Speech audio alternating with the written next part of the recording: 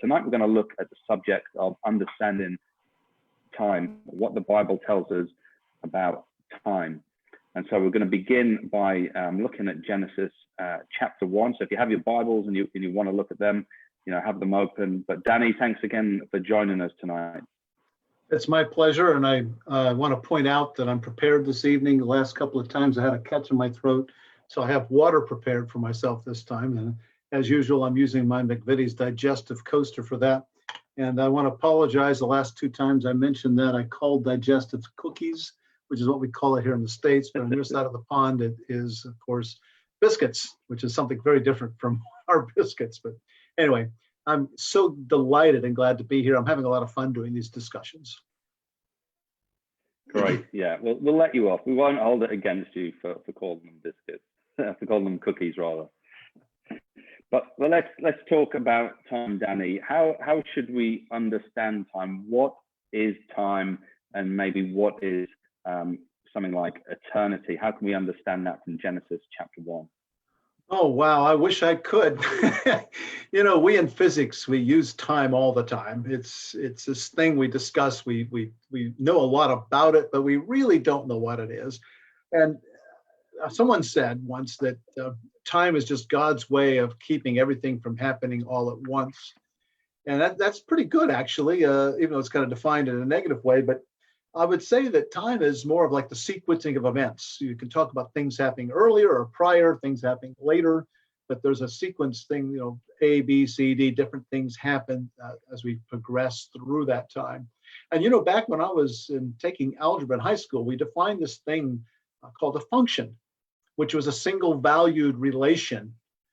For every value of X, you had at most one value of Y. And I didn't understand that. Why are you making this distinction? And of course, a number of years later, I figured it out. And one of the best applications of a function is position or velocity or acceleration, which we do in physics, again, all the time.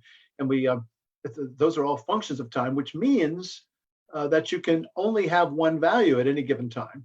And that's, when you think about it, it's pretty fundamental, because if you didn't have that, then you could be two places or more at once. And I'd love to have done that a few times, but you can be at most one place at a time. We have to be somewhere at all times. And so I think the function was actually defined specifically to give us something we can use in physics on an everyday basis.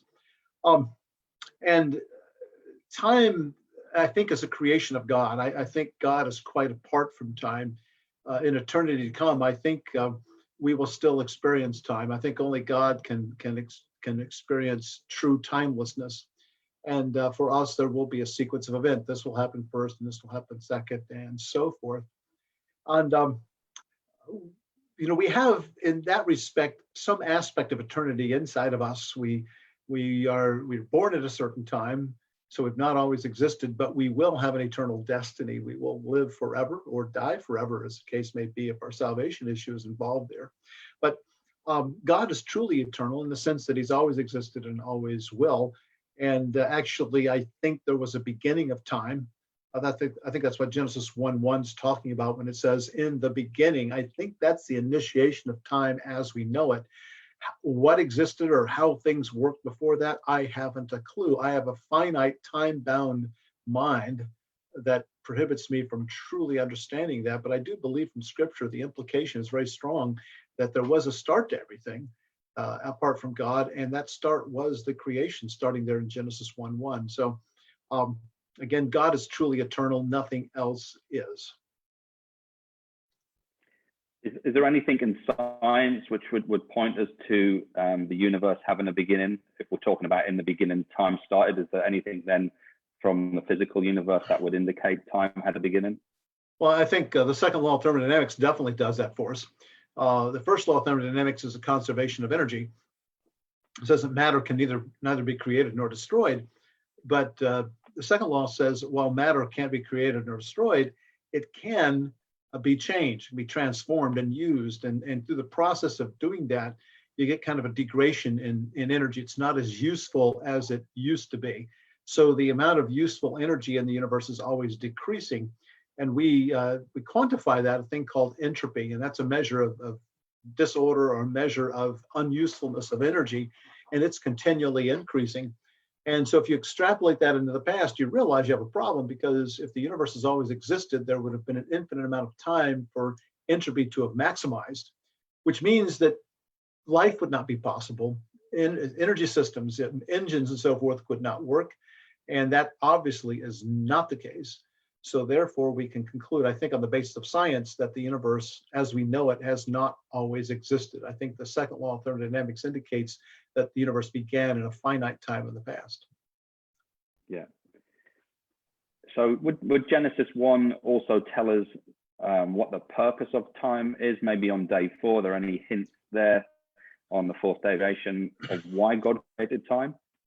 Well, and again, it gets back to a sequence of events, and you can see the creation account. We can come back to that later and talk about it as a sequence of events that things happen. But on day 4, God gives us the heavenly bodies. And in that, one of the purposes there given in 14 is marking of time. It says specifically that it's there to be for seasons and for days and for years. And most people will readily recognize that the day and the year are two fundamental measurements of time that are very important to us. And these are natural units of time. One is based on the day-night cycle of the sun rising and setting. And we would attribute that to the rotation of the earth. It's not for our purposes. It's not important to know why it happens, just the fact that it does happen. And that coincides with the sun. The sun rises in the morning, moves across the sky, sets in the west, and it's nighttime. And for most of us, that means we go to bed in the evening. And our bodies are designed to operate on that day-night cycle. Now, there are certain people, such as night watchmen and some night shift workers and some astronomers, who have to get off that cycle, at least from time to time, and work at night. And we struggle. It's a little more difficult because our bodies don't naturally work that way. There are some animals that work at night. Bats generally are active at night. A lot of other animals, owls, for instance, are generally more active at night. But most animals are actually active in the daytime, as we are. So it's built into us to do our daily lives around that daily sort of light-night cycle. Now, the year is, and that's fundamentally important to everybody every single day. Our sleeping, our eating, everything is dictated by that. Now, the year is much longer. It's 365 roughly days. And it's the cycle with which our climatic seasons of spring, summer, autumn, winter cycle through. And for much of history, most people were involved with farming. It's only been since the Industrial Revolution that people have been freed from that to a large extent. And so many of us, it doesn't really matter if what we used, we could use something longer or shorter than the year, and it wouldn't affect us terribly much. But farming has to be based upon this. You know, farmers need to know when to plant. In temperate latitudes, you plant in the spring and you harvest late summer into autumn. And you do this according to what the seasons are doing, not according to whether it's warm enough or cool enough. You can get fooled in late winter and early spring by a bout of warm weather. And if you went by that, you could actually plant your crops earlier and it would be a disaster. And of course, you could have a cold late winter, early spring, and you could delay your planting, again, equally disastrous. So people had to have a way of knowing when the right time was to plant. And even in, say, Mediterranean climates where grain crops would be planted in the fall and harvested in the following early summer, you had to know when to plant those as well. So it was the year is a very important thing in the long term of history of knowing about these things. And again, it's a naturally defined unit. It's given to us as the day and the year. Now, conspicuously absent, it would seem, and that verse 14 purpose is the month. It looks like the month is entirely missing, and that's an intermediate thing. After all, the year is kind of long compared to the day. Well, as it turns out, the month is kind of hidden in there. It's not real obvious. It talks about seasons and days and years. And for many, many, many years, I would read that. And I was thinking in terms of the 4 climatic seasons. Some places, parts of the world, you only have 2, but it's this annual cycle of seasons, warm and cold, wet and dry, whatever your cycle is. Well, that's not the intended meaning at all. The Hebrew word there used is moed, and it's the same word used to refer to festivals, such as Pentecost and Passover and things like this. There were three major festivals that the ancient Hebrews had, and those were called moeds. And so that was very, very subtly, or to us, but it wouldn't have been subtle at all to someone who knows ancient Hebrew, that was involving that, because it turns out that's tied in with the monthly calendar that they used. And you might say, well, why wasn't the month mentioned? Well, there's a reason for that. And it has to get back to why the fact that the sun and the moon are not explicitly mentioned in the creation account. It says there's a greater light and there's a lesser light. And it says the stars also. And from the context, it's pretty clear that the greater light is obviously talking about the sun, because it's to rule over the day. And the moon then is the secondary, the secondary light, the lesser light. And you have to ask the question, well, why aren't the sun and the moon mentioned? You know, the moon isn't mentioned again until much later in the book of Genesis, I think around chapter 37 or thereabouts, where finally the moon is mentioned. And why is it not mentioned by name? And that's the reason for that is the name for the month is generally a pagan name. It was a god or a goddess to many, many cultures. And even the word month derives from that. Our English word month comes from the word moon. Anglo-Saxon word root was moon, month. The two are related. And you'll find out elsewhere in the Old Testament, when a month is mentioned and the word appears very frequently, the word actually used there is moon. And to some extent, the first chapter 1 account of creation is a polemic against the surrounding pagan cultures. Now, unfortunately, some liberal Bible scholars have said that's all that it is. And so then they've then played loose and free with the details of the creation account. What they don't realize, of course, is that it can be more than one thing at once. That's the beauty of the text. It can be a polemic, but it also can be historical narrative, which I think it has all the hallmarks of being. So when it's there avoiding mentioning the sun and the moon, you have a real problem by saying, well, it's the month isn't mentioned, because to do that, you'd have to mention this pagan deity name, perhaps, and that's being avoided in the first chapter. The message being the sun and the moon are not gods at all. They're simply physical creations that God made on day 4, the true God made on day 4. So when you see that word seasons, make no mistake about it, is referring to those festivals, because at Sinai, the festivals were laid out according to the calendar that they had. And I guess this is probably as good a time as any to transition into that, I suppose. The month is the cycle with which the moon orbits the earth. And there are different ways we could define that, but the primary way we're going to define that is what we call the Sonatic Month, which is the orbit of the moon with respect to the sun. It's just a tad over 29 and a half days. And that is the period with which the phases of the moon repeat. So if you keep a truly lunar month, what you'll find is that the cycles of the phases of the moon repeat precisely all the time. For instance, it'd be very common on a strictly lunar calendar, have the full moon on the 15th day of the month. And it would be like that month in and month out. Now, a couple thousand years ago in the West, we abandoned that strictly lunar calendar in favor of a solar calendar. And in order to do that, we changed the definition of month. And now the phase of the moon creep ever earlier on our calendars. So the moon isn't full on the 15th day of the month. It is occasionally, but not every month. And the reason why we did that, it's a long story, hopefully we can get into today, but the day doesn't divide equally into 29 and a half, obviously, nor does the day divide into the year for that matter. It's about 365 and a quarter, a little less than that. And most people are familiar with leap years and leap days to try to take care of that. And the month doesn't divide equally into the year. It's about 12 months, lunar months, or Sonatic months, I should say, is about 10 days short of being a full year. So you have to devise a system for bringing those back into sync with one another. And unfortunately, there is no unique best way of doing that. Different cultures have developed different ways of doing that. The ancient Hebrews had their own version.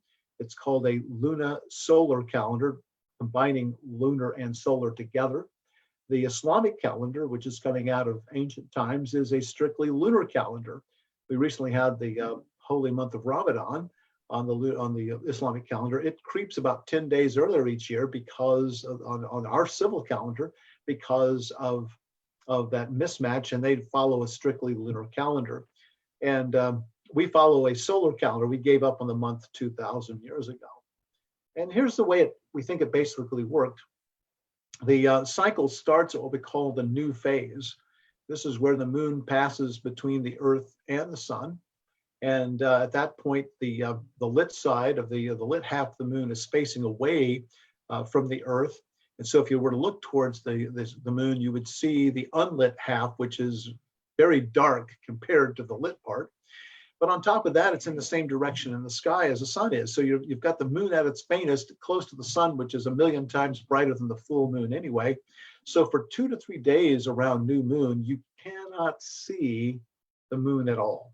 And I've watched this cycle many, many times. A few weeks, 2.5 weeks ago, the moon was in the morning sky. It was a waning crescent. It got thinner and thinner and smaller, and then it disappeared about 2.5 weeks ago. And then about 3 nights later, it appeared in the western sky in the evening as a waxing crescent, and now it's a waxing gibbous sort of phase. So what the ancient Hebrews would do is they can anticipate when the first thin crescent might be visible.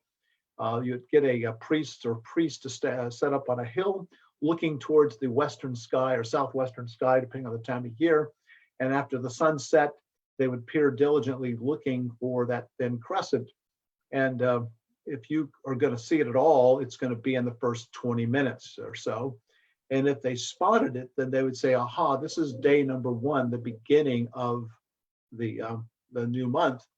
Now, you got to realize this dovetails very nicely with the way that the ancient Hebrews reckoned time. Today, we reckon time from midnight to midnight. I think that was a Roman invention or custom. You go to 11 p.m., you hit midnight, then 1 a.m., and it's the next day. But through many ancient cultures, that wasn't the case. The day might start at sunrise, or it might start at sunset, which is the way the Hebrews did it. So right here, it's getting up in mid-afternoon. Where you live, it's on up in the evening. And in a few hours, the sun will set. And according to our Western reckoning, the day doesn't start until midnight. But according to the Hebrew reckoning, the day starts at sunset. So once the sun sets, it's now tomorrow for them. So they're going to start their day a little earlier than we would.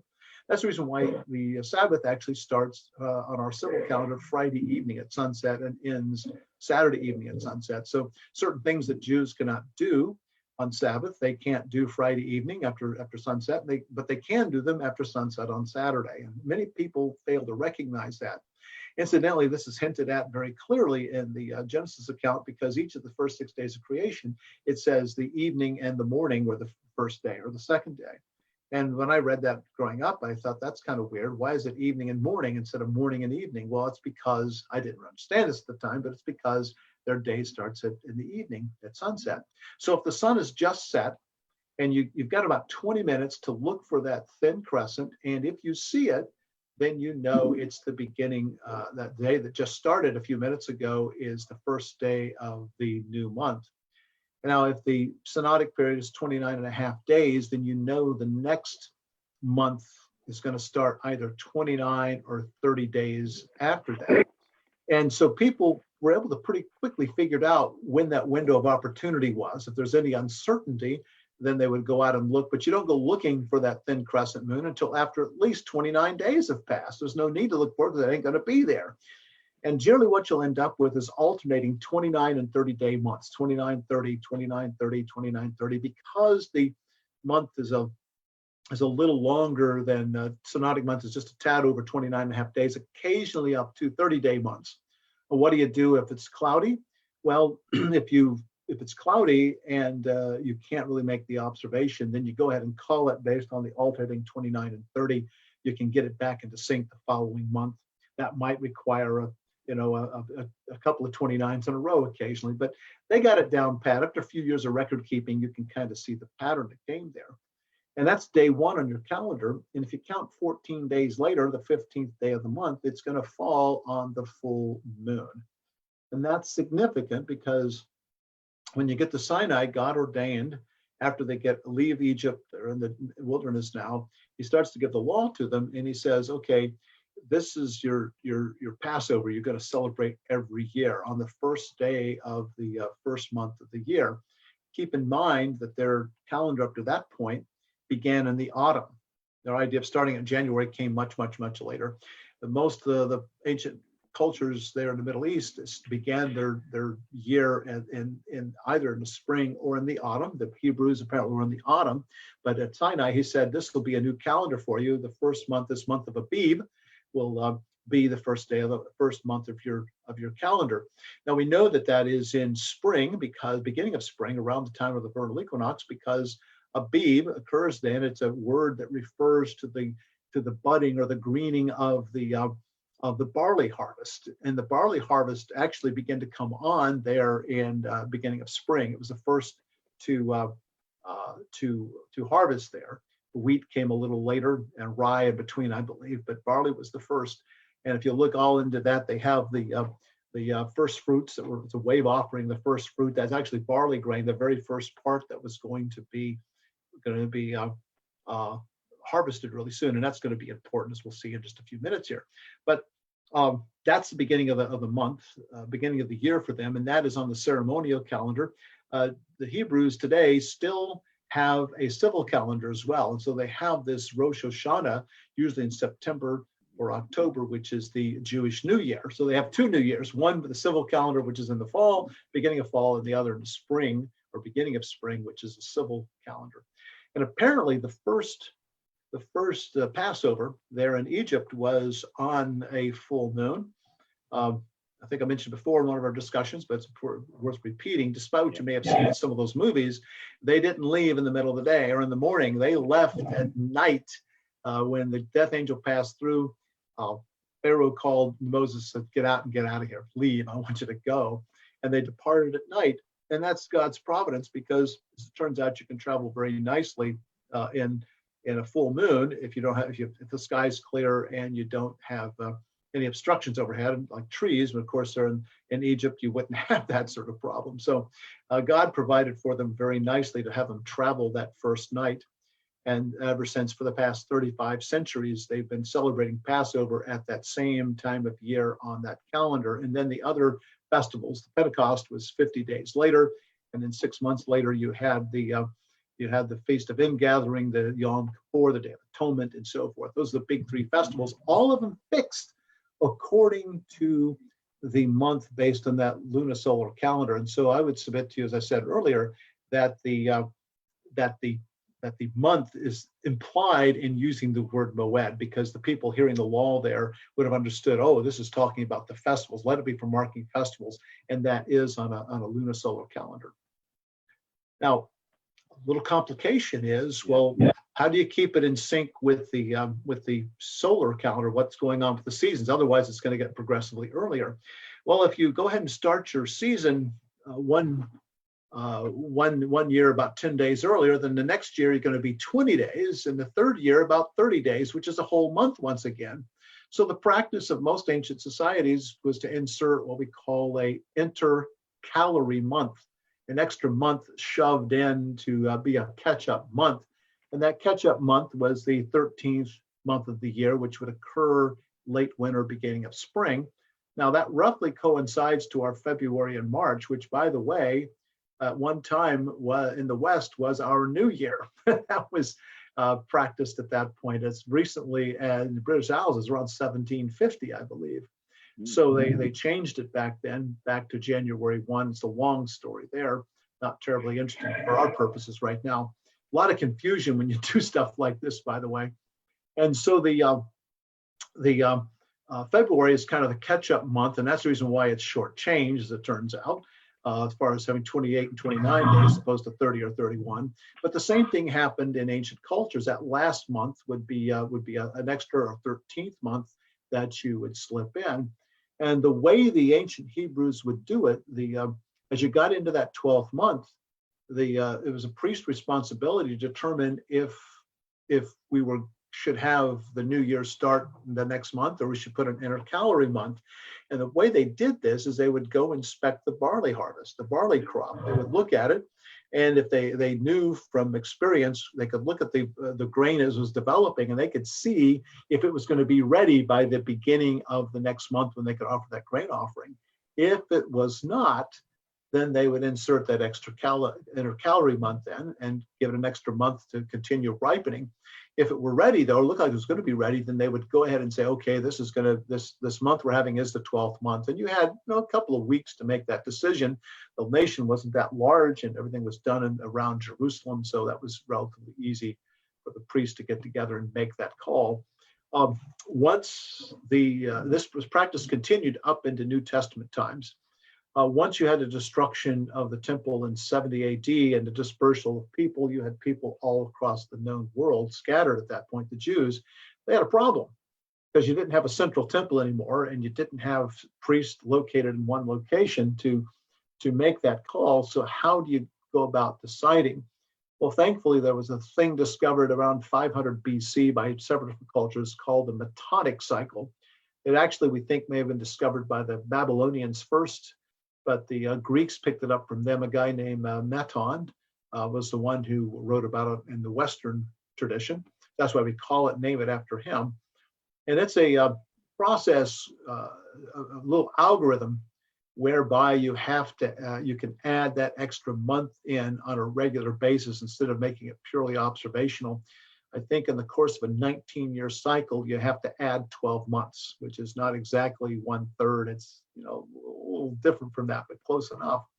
And so it's a scale like 1, 3, 5, 8. They go through this 19-year cycle of when you add those months. And so in the early Christian era, couple hundred years after the destruction of the temple, apparently the Jews adopted the Metonic cycle, and that's been the basis of their calendar, deciding when to put an intercalary month in all this time. And one of the beauties of that is the Passover is always on the full moon, and it's if you're born under a full moon, then your birthday will always be a full moon, which makes it kind of easy to calculate it when you don't have calendars hanging on your wall and that sort of stuff. People can just look at the moon and they can figure out what the date is roughly, and everybody's on the same page when it comes to that. Yeah, I mean, there's a lot of interesting things that we just don't think about when it comes to time, when it comes to the calendar, but the details are there in the Old Testament. We're gonna continue looking at the calendar in a minute, but we'll concentrate on the flood with that. But there's an interesting, I guess, question that you brought up with regards to culture and how we understand time, because people often, when it comes to the New Testament and the resurrection accounts, and Jesus talks about the fact that he would be in the grave 3 days and 3 nights. And if he was crucified on a Friday and he rose again on the Sunday morning, then how can he be in the grave 3 days and 3 nights? So people bring these contradictions to us. So it's important that we have a good grasp of how different cultures understand time. Yes, apparently Hebrews reckon time a bit differently from we do.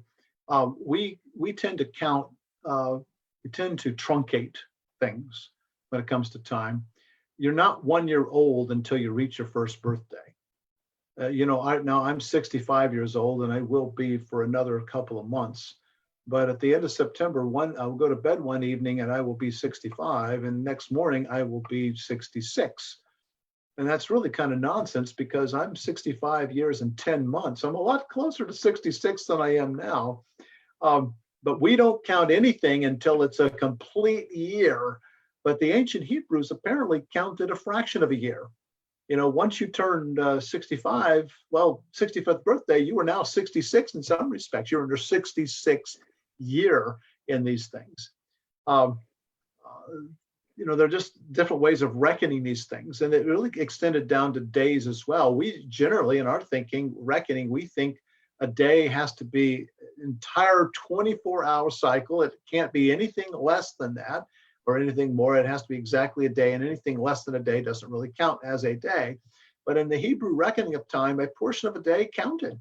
So if Jesus was crucified on Friday, and that seems to be the majority opinion, but not everybody agrees with it, he had to be buried before sundown because it just wasn't right to have him buried after that on a Sabbath. Because remember, Sabbath starts at Friday night. That's on our calendar at sundown. So he was in the grave before sundown, which meant he was on the grave on Friday, which in their reckoning counted as a day.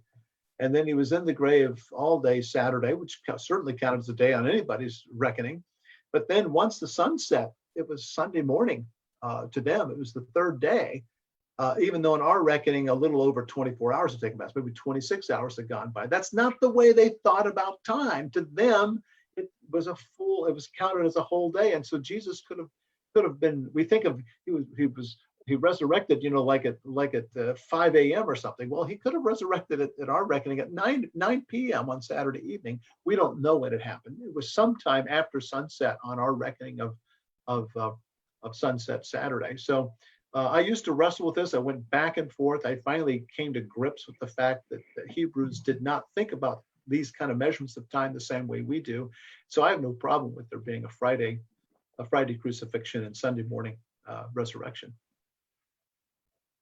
Yeah, it's interesting because if you read John's Gospel, the Synoptic Gospels tend to use Jewish time, but I think John's Gospel uses Roman time, and it actually tells us Jesus was crucified on the day of preparation. In Greek, that's the term paraskeue. But if you go to Greece today and you ask what day is paraskeue, it's Friday. So I think there's a good reason to see Jesus being crucified on a Friday. Actually, going back to your point about different cultures and birthdays and so on, I remember at Bible college some Korean friends, and they were one at the moment of conception. So they counted their first birthday at the moment they were conceived. So people do have a different understanding of age, a different understanding of time, depending upon your culture. But going back to the calendar, Danny, and time when it comes to the Old Testament, obviously, if people are aware, and maybe if people aren't aware who are watching this, there's different discussions of how we should understand the chronology of the flood because of, was it a 360-day calendar? Was it 365-day? Can you tell us the different perspectives there and how you understand it?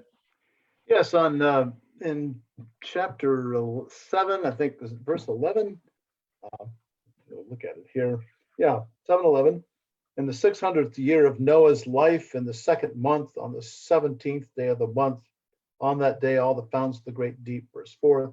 It goes on there. The flood begins. 600th year of his life, second month, the 17th day. And it goes on for a couple of chapters giving the flood narrative. And then it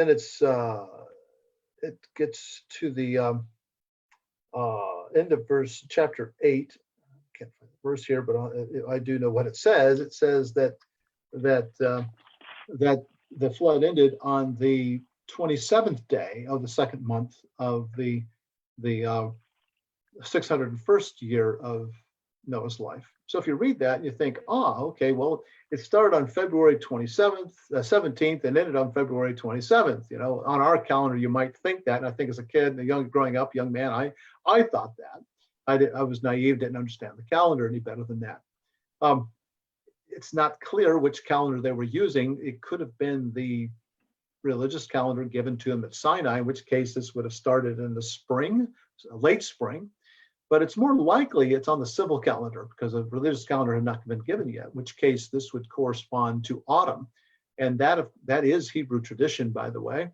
It's also tradition of a number of cultures. I once read many years ago, I wish I could find the reference on this that just stuck out of my mind, that the Druids there in the British Isles, they had a belief that the what we call All Hallowed Eve or All Saints Day, the next day, that was a time where all these wicked spirits came back to life because that was the anniversary of the flood. It was in the autumn that this happened, and these were the spirits of poor departed people who came back for one night of haunting. That's their tradition of where that came about. We call it Halloween today. A lot of pagan roots there, but obviously they endorsed the idea that it was in autumn. So I tend to think it was too on the civil calendar. Now, when you look at that, it's 1 year and 10 days. So if the year was 365 days long, that's around 375 days. That's the conclusion that some people have reached in all of this. But it gets a little murkier because there is a mention in beginning of chapter 8. It says here there was verse 4, 3. Well, it says there, 4. it talks, verse 3 is important. It says at the end of 150 days, the waters had abated. That's verse, that verse, Prentice, I'm 3. sorry, verse 3. Verse 4, Yeah. in the 7th month, on the 17th day of the month, the ark came to rest on the mountains of Ararat. And people say, 17th day of the 7th month, flood started on the 17th day of the 2nd month. So obviously that's 5 months later. It's also 150 days. 150 divided by 5 goes evenly as 30. The month they must have been using was 30 days. And they then go and they try to point out that there were all these ancient calendars that used a 30-day month. So this must be it. So if you do that, you have 12 months, 360 days, 30 days long. Each is 360 days plus another 10 gives you 370. But if you do the Hebrew beginning and ending count, that's 371. So that was the length that some people have. And Henry Morris and John Wickham both like that particular one. However, it's not quite that clear. For one thing, the claim that all these ancient civilizations used a 30-day calendar, I have looked into that. And all the references to that go back to a book by Immanuel Velikovsky in the early 1950s. And some younger people may not really know that name very well, but it was a big deal 70 years ago. And I've checked some of those references myself, and every that he gave, I went back to Velikovsky's book and read that chapter dealing with this, and he gave some references. And the neat thing about the internet is a lot of those references in the past were a dusty library someplace that you didn't have access to, but some of them now are on the internet. When I looked into it a few years ago, whenever I checked everyone that I could check, the reference didn't support that at all.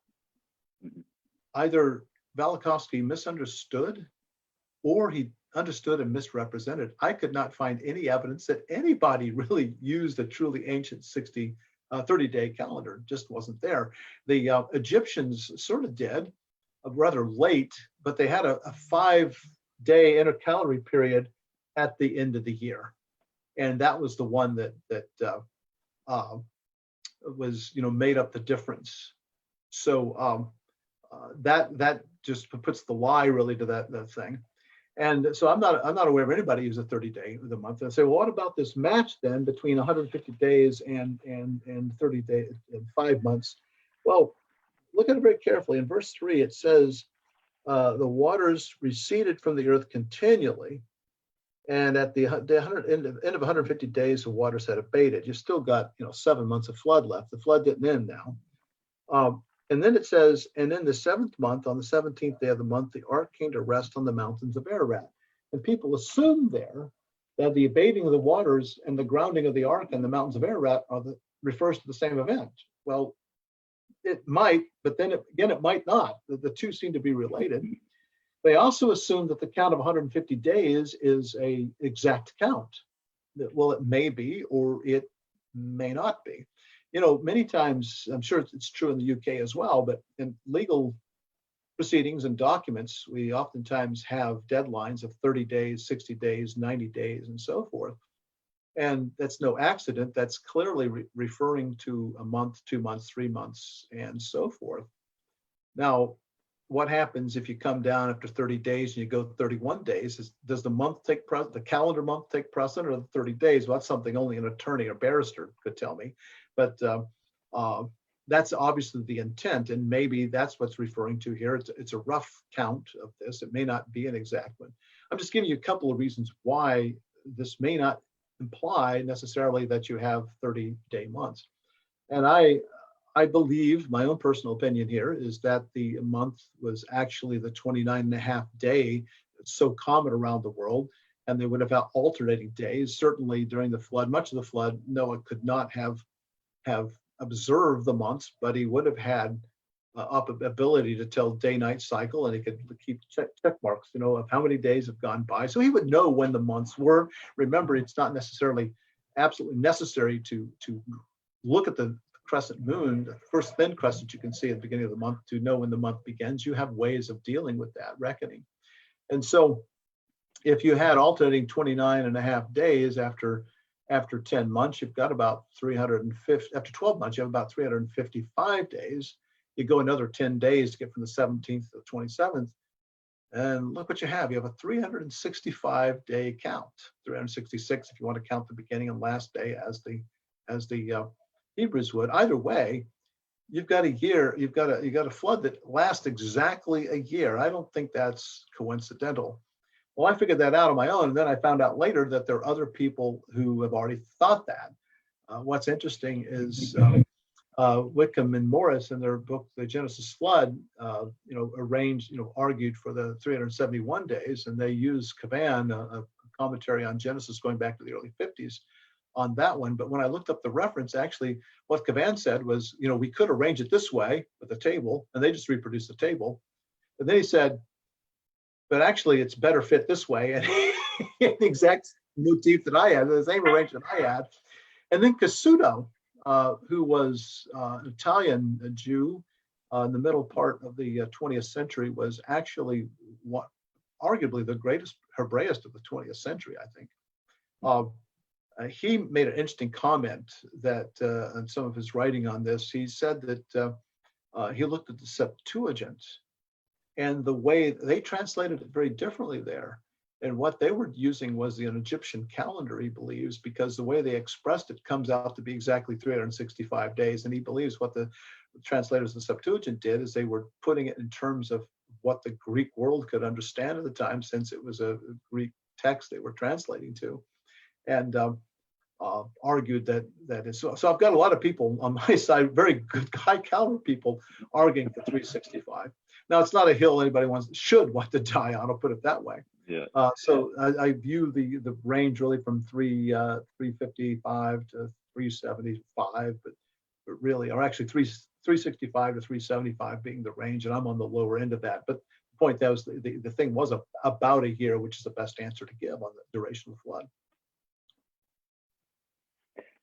Cool. Are you ready to take a few questions? Sure. Let me get back to the first question. I saw someone ask this. They said, time is considered as being a dimension. So do you think time only works in a linear form as a progression, or is there more to it? Oh boy. I suspect it works linearly. I don't think it works exponentially or any other way. I do know as I get older, time seems to fly by faster. That's a subjective sort of thing. And it's believed to be because we tend to think of things in fractions. When you're 6 years old, 1 year is 1/6 of your life. When you're 60, it's 1/60th, which means it's 1/10 the duration. So it's kind of perception. But I do believe it moves, it does progress in a linear fashion. Now, what's interesting is with modern quantum mechanics, we tend to think of energy and other things as being quantized. Classical physics, they viewed matter and energy and space and time as all being the ability to infinitely divide. We say it's continuous. You can take a length of time and cut it in half and keep cutting it in half and keep cutting it in half. But in modern quantum mechanics, you can't do that. You can reach a fundamental length called of time called the Planck time, which is extremely short, but it suggests that a time at that level is quantized, and it's in little tiny pieces at that point. That's a fascinating thing, and there have been some interpretations given to certain experiments along those lines. As far as I know, though, it's not really been tested experimentally, but it is the modern viewpoint of these things. And it is in general relativity, which is a totally different critter. Viewed as an alternate dimension, you have four dimensions rather than 3 and 1, as you have in classical physics. You have 3 spatial dimensions and then a 4th time dimension, and you convert it to a spatial dimension by multiplying by the speed of light. And we oftentimes will give distances in terms of time. For instance, how far is it between between, say, Liverpool and Bristol. Well, you might give it in terms of travel time, how long it takes you to travel, not in terms of the linear distance between the two. And that's perfectly acceptable. We understand that. Well, that's how Einstein treated time. He multiplied by the speed of light, got a fourth dimension, and he kind of treated the four of them together. There's one difference, though. You can move backward and forward in space. You can only move forward in time. In fact, you're compelled to move forward in time. You can't even stand still like you could in space. Now we've had two other questions come in, and they're sort of related on the same theme, and so I'll give you them both at the same time. So the first one was when the French tried out the 10-day week at the time of the French Revolution, was it because they were standing against God's plan for time? So that's the first one. And then someone else has asked a similar question. How does an evolutionist explain where the 7-day week came from? Excellent questions, and they are related to one another. It's interesting, there are three natural units of time I've already referred to, the day, the month, and the year. The other large unit of time we use is the week, and we know from the creation account, it's instituted there in the creation account. God chose to do it over 6 days, plus a seventh day for rest, and it's repeated there and emphasized and reiterated at Exodus 20:11 in giving of the fourth commandment. So it's God ordained, even though it's not natural. The secular argument is that the days were instituted because of 7 planets, if you will. You have the 5 naked eye planets: Mercury, Venus, Mars, Jupiter, and Saturn. They appear as bright stars in the sky, but you have the sun and the moon too. They don't look like the stars, but they do have motion similar to the 5 naked eye planets. So it gives you 7 special objects there. And then there's a special rule by which the days of the week are named. You start with the sun, and then you go to the moon, and then it bounces around in the planets. And it's an interesting cycle that they've tried to come up with, how that you arrange these 7 and you bounce around on this little diagram to get from one to the next, and Saturn being the last of the week. That seems to be the argument people have, but I don't think that's ever been proved that's the case. It's just the argument people put forth, and we certainly have pagan names of the celestial bodies for our names of the week. The ones in English generally derive from the Anglo-Saxon deities, the ones in Romance languages from the Roman deities, and so forth. Now, what's interesting, this then kind of swerves into the French Revolution. They invented the metric system, and Napoleon carried it across the continent, and it stuck. The advantage was it was an international unit. Everybody would give up their local units. And on top of that, it made conversions very nice in terms of decimals. However, I could make a good case for good old English units. They work off of fractions, and you're not talking about huge amounts, and you're trying to do those calculations in your head. It's a lot easier to work with fractions than it is with decimals. Kids, believe me, it really is if you understand fractions. I love fractions. I know as a kid, I probably did, and almost every kid hates it in math class, but fractions are your friends. And the English system is based on fractions. It really is, 2s and 3s everywhere. It's amazing. It's a well thought out system, as it turns out, but that's for another day. The French were trying to get rid of that and change everything, and they wanted to sweep away everything to do with the king and the king's units and so forth. But on top of that, there was this attempt to stamp out Christianity and make a truly secular society. And they succeeded very well. France prides itself on being a very secular society to this day. And they changed the units of length. They changed the units of weight or mass. They changed the units of all sorts of things. Volume, meters and kilograms, and it stuck and it took, but they also tried to mess with time. And that proved to be extremely unpopular. And after about a decade, they finally gave up. What they came up with was a decimal second, which was close to the real second. You had decimal minutes, which I think were 100 of seconds in a decimal minute. And then you had 10 decimal hours per day. And you had a 10-day week. and I think a 3-week month, and then this 5-day catch-up period at the end of the year. And it turned out to be very unwieldy, and eventually, as I said, they abandoned it. And it comes across to me as an attempt to undo God's defined unit of time. The other units of time we have, except for the seconds and minutes and so forth, those came much, much later. The others, the month, the day, and the year are natural units that God ordained. But then on top of that, he ordained an unnatural one, if you will, the week. And when God has ordained something, we really trifle with that at our peril. We really do. Sort of like marriage. People want to redefine marriage so that 2 men can marry each other and 2 women can marry each other. That's going against everything that God has given for us. And so consequently, that's a dangerous thing to do. And the French tried that. And as I said, it was undone. And I think there's something, even in the depths of the hearts of the unregenerate man, there are certain things that just don't sit right. And that was one of them. And I don't think the French that objected, other people that objected 200 years ago to this, they didn't know why they didn't like it. They just didn't like it. And I think there's a little bit of the Spirit of God, even deep in the hearts of unregenerate men. Do you ever think people might try that again? The more godless Western society may become, that people will say, well, should we revise the week again? Well, not in the States. We still can't get into metric. So why would we worry about dealing with time? We still love our feet and inches and pounds and ounces and such. So you would have to sweep that away. And there's a large resistance here. I mean, we're slowly changing over, but we're dealing with mixed units. Even there in the UK, you're dealing with mixed units. I was surprised when I traveled there a few years ago that you all still use miles. I was led to believe you had gotten rid of those, but no, you still use them. So I don't see that coming. I mean, of course, I didn't see a lot of things coming. So who knows? 10 years from now, things may really move forward. But you got to sweep away the last vestiges of non-metric in other areas too before you can try to sell that one, and it would be a hard sell. Yeah.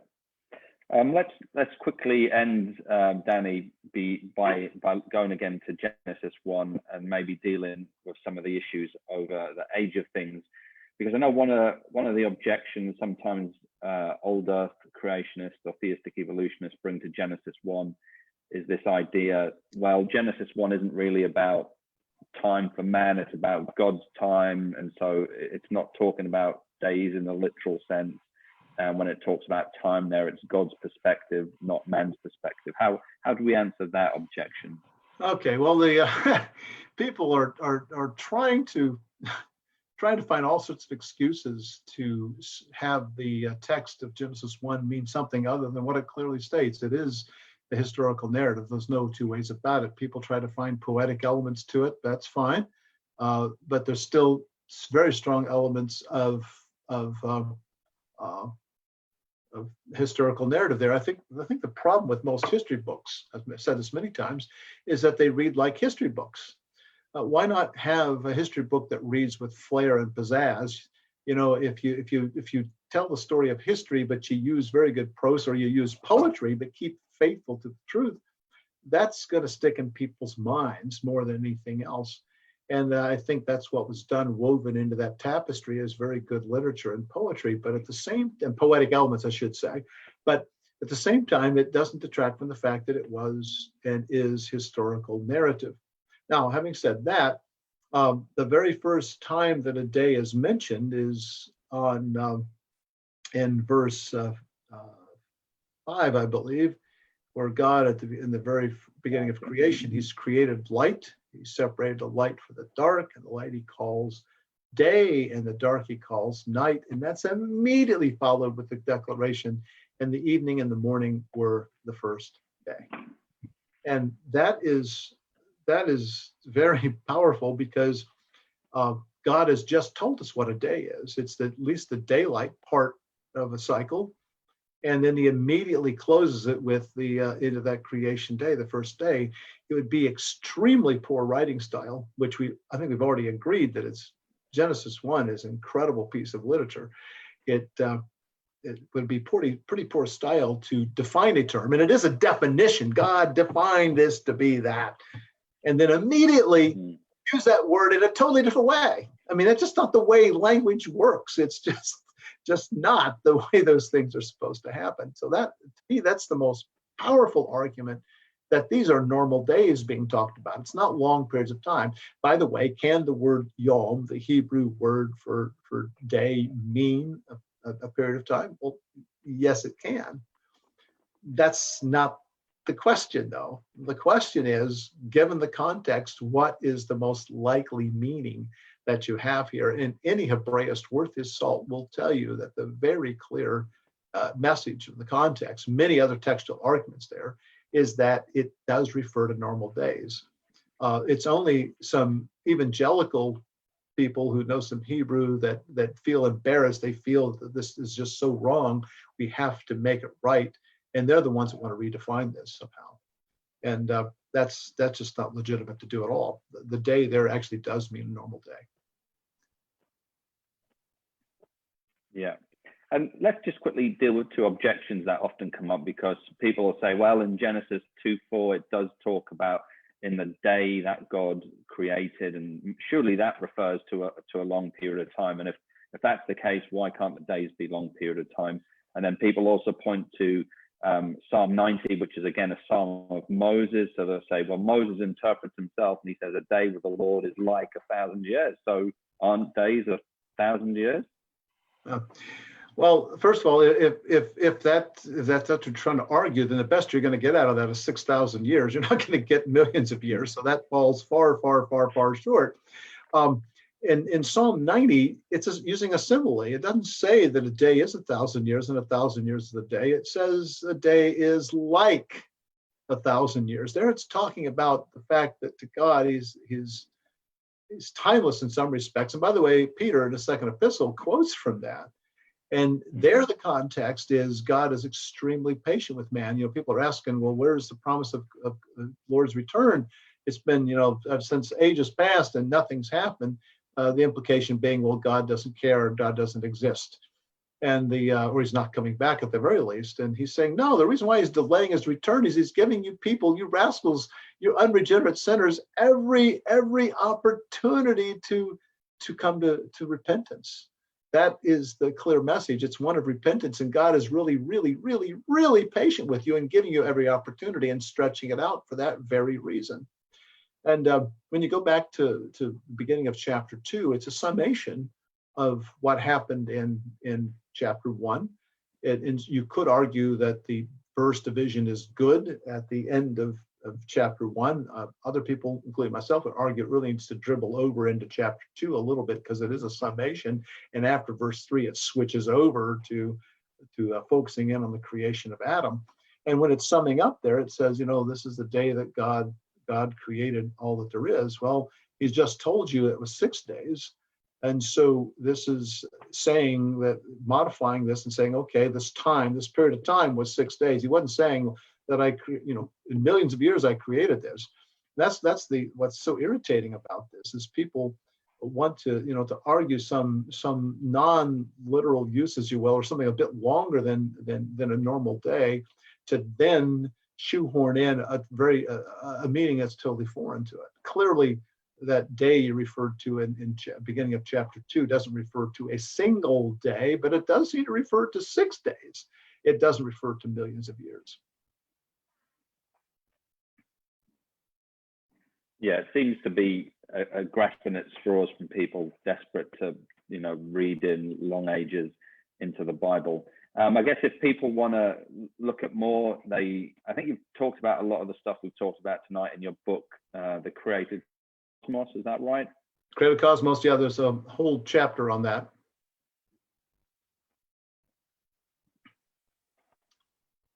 Sorry, we lost you for a minute there, Danny. You just repeat that?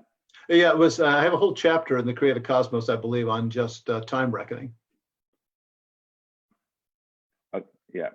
So I'll put a link to Danny's book in the comment section, folks. If anyone hasn't read it yet, I really recommend it. It's a really great book, and it'll help you deal with a lot of issues over the whole issue of creation and evolution, what the Bible says about the cosmos, about the days of creation, and lots of other things.